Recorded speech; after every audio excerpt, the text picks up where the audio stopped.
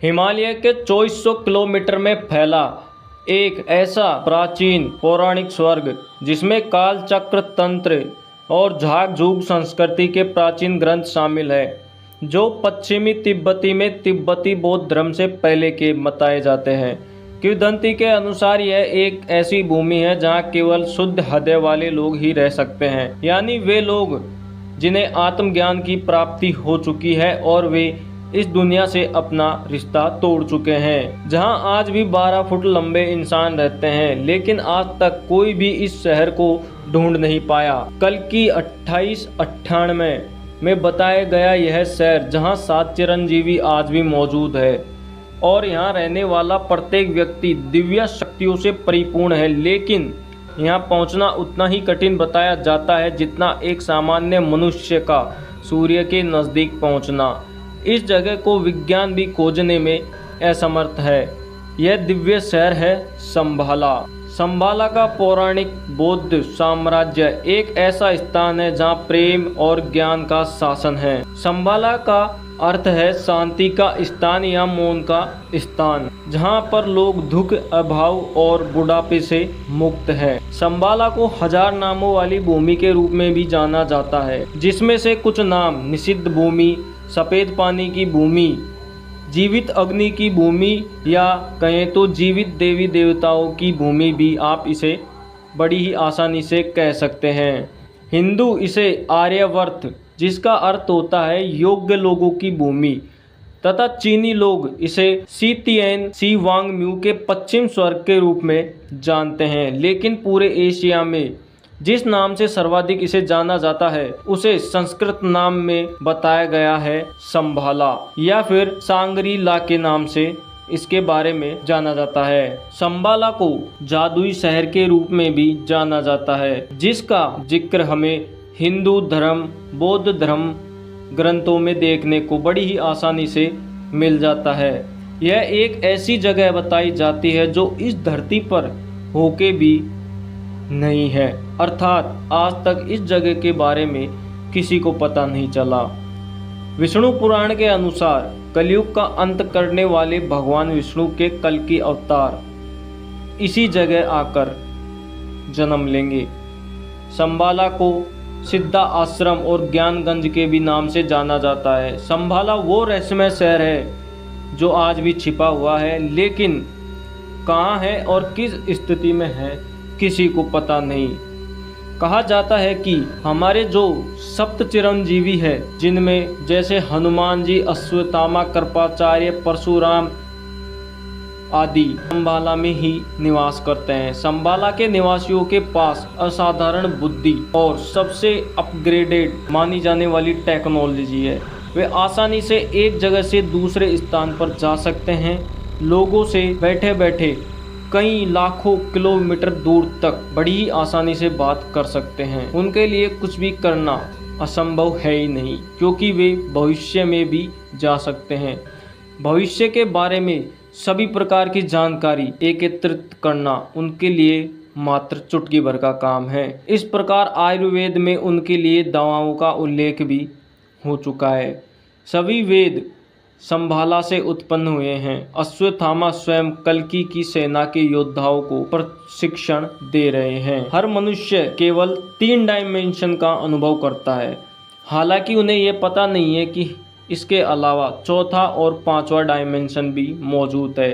चौथा डायमेंशन, जिसे समय और स्पेस कहा जा सकता है, हम उस तक पहुंच ही नहीं सकते, और इससे ऊपर जो डायमेंशन है उसे कहते हैं गॉड डायमेंशन। इस डायमेंशन तक देवताओं और कुछ जीवों द्वारा बड़ी आसानी से पहुंचा जा सकता है। कुछ लोग जो चाहते हैं कि हम संभाला पहुंचे, लेकिन क्या यह संभव है? हमारे शरीर में 7 चक्र होते हैं जिन्हें एनर्जी फ्लो गेट्स कहा जा सकता है। इसी तरह पृथ्वी में भी हमारे चक्रों के समान एनर्जी फ्लो गेट्स है। अगर हम अपने शरीर में चक्रों तक पहुंच जाएं तो शायद ऐसा संभव है। हम एक साथ कई स्थानों पर हो सकते हैं। 1 मिनट में पृथ्वी की यात्रा कर सकते हैं, समय और स्थान को मोड़ सकते हैं और टाइम ट्रेवल भी कर सकते हैं। यही कारण है कि कई बाबा संत इसे प्राप्त करने के प्रयास में हिमालय जाते तो हैं, लेकिन वे कामयाब नहीं हो पाते।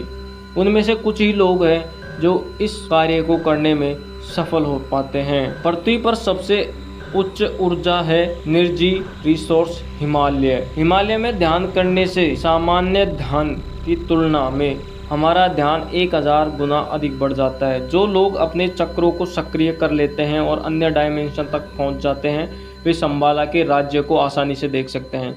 शंबाला कहे तो एक मल्टी डायमेंशन राज्य है जो सामान्य मनुष्य के लिए अदृश्य है, अर्थात एक सामान्य व्यक्ति यहाँ ना तो पहुँच सकता है और ना ही इसके बारे में कभी पूरी तरह जानकारी प्राप्त कर सकता है। इसे सैटेलाइट फुटेज, गूगल मैप या जीपीएस सिस्टम में दिखाया नहीं जा सकता। शंबाला को देखने के लिए हमारी ऊर्जा का हिमालय में पाई जाने वाली ऊर्जा के समान होना बहुत ज़रूरी है।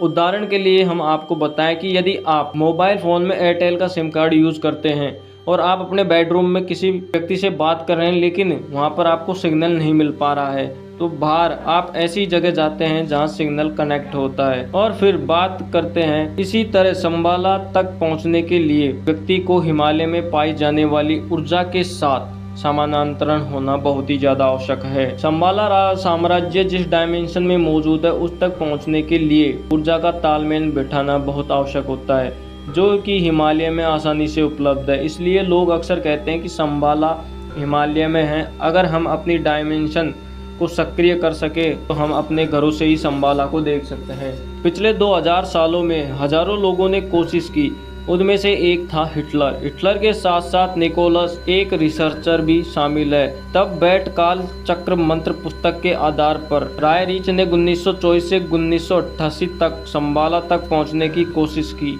उनकी मुख्य प्रेरणा चिंतामणि नामक एक चमत्कारी पत्थर था। ऐसा कहा जाता है कि यह पत्थर आसमान से गिरा था और इसमें कई चमत्कार आज भी मौजूद है, लेकिन यह आज तक किसी को प्राप्त नहीं हुआ। इसे अपने हाथ में रखने पर आप जो भी चाहते हैं वह तुरंत हो जाता है और आप जहां चाहें वहां उस जगह की यात्रा कर सकते हैं। सरल शब्दों में कहें तो इस शक्तिशाली चिंतामणि पे से कोई भी विश्व पर विजय प्राप्त कर सकता है।